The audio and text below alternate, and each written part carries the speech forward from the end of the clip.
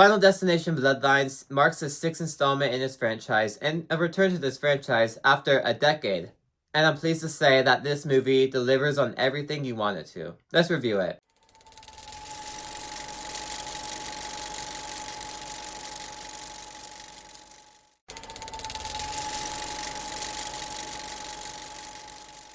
That premonition is easily the best premonition in this entire franchise. When watching the trailers, I was very hesitant on this premonition because it's the Sky Tower. That's not very common. What makes these premonitions good is that it's a death that happens to everyone. A roller coaster, a plane, a log truck. Those three right there, everyone has been near one of those things. So it's easy to make a premonition out of it. When you have a Sky Tower, not a lot of people go up in those things. Specifically because it's high, and a lot of people are afraid of heights. Well, that's exactly what this movie does with this premonition. It dives into that height sphere. And just the suspense of this premonition too, of just building everything out in this big 20-minute opening of the movie, is the best possible thing you could have done. And I love what they did with the premonition. The suspense, the kills, the blood, just the overall premonition is easily the best of the entire franchise. And really had a great start to this movie, showing this is the absolutely fantastic return to this franchise. The premonition was able to do everything it was necessary to do, delivered on it a lot. Speaking of the kills, they're over the top, they're gory, they're exactly what you want from this franchise. They're not over the top in the sense of 4 and 5. They're over the top still because of the gore, and these kills can be over the top. That's kind of what this franchise is. But they're not silly. And that's the key thing, because 4 and 5, specifically 4, made the kills silly.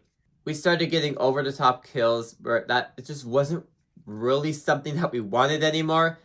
This one has the over the topness still, has that CGI gore. It does look better, the CGI gore, but it still delivers on some awesome kills. Some awesome suspense. Everything great about the kills and suspense in this franchise, this movie has it in there. The kills do not miss. The last 2 kills of the movie, I could take those out easily. But all the other kills in this movie, I think, really delivered. What the first few Final Destination movies did that was so great is they made you care for the characters. It wasn't trying to rush to the gore fest that this Final Destination franchise is. It wanted you to actually care for the characters. It wanted to tell a story. Like 1, like 2, like 3, you cared for the characters. You knew their understanding and the placement. While 4 and 5 were just gore fest. While Final Destination Bloodlines takes you directly into what it needs to. You care for the characters. You understand each and everyone's relationship with each other. You understand that dynamic with each other and understand how much they mean to each other. Because this time around, they're a family. They're not a group of friends in high school. They're a family, and you actually feel that family dynamic here. And caring for the characters is key, and I'm glad that they were able to actually do that in this installment this time. The thing that makes this movie the best in the franchise is that it takes what works throughout every single movie and implements it into here. It takes everything bad out of those movies and just does the good. That's why we care for the characters. We get awesome kills, awesome suspense. It's because it took its time making sure this movie was good. It went back to the other films, saw what worked great, and implemented it into this movie because they wanted it to be good. They wanted to take care of this franchise, and they absolutely did because they took everything great about those films and put it in here.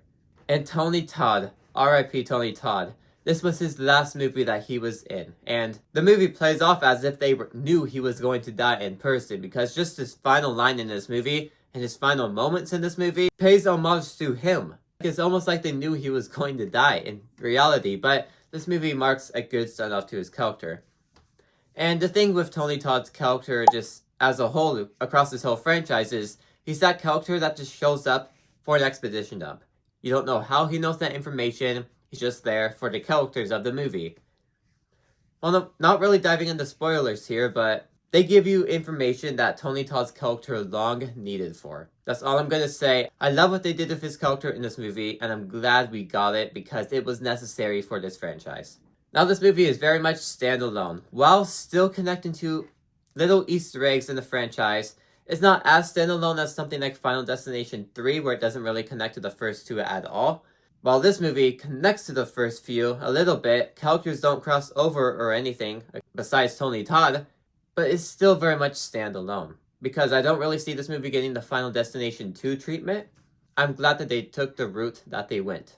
You didn't want to make it too interconnected, but just little Easter eggs to really build out the world, and I'm glad they delivered on some stuff in the certain way that they did. But real quick, if you want to help me reach my goal of 1K by the end of the year, consider hitting that subscribe button, and without further ado,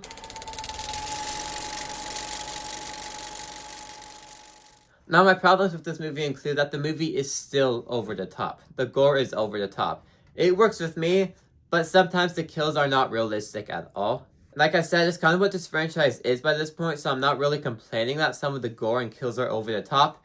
It's just, turn your mind off sometimes because it's not always realistic. The plot moves a bit too fast. Some moments work because if we took a break in between there, it interrupts the flow of the overall movie, but other moments, regarding the theme of the entire movie, it's just too rushed. The theme, we kind of briefly mention it, it briefly comes up again at the end, but we don't really get time to flesh it out because the movie is just constantly moving the plot along. Which, constantly moving the plot along is good, but if you have a theme in there, kind of want to put that in the actual movie, because that's what the theme is.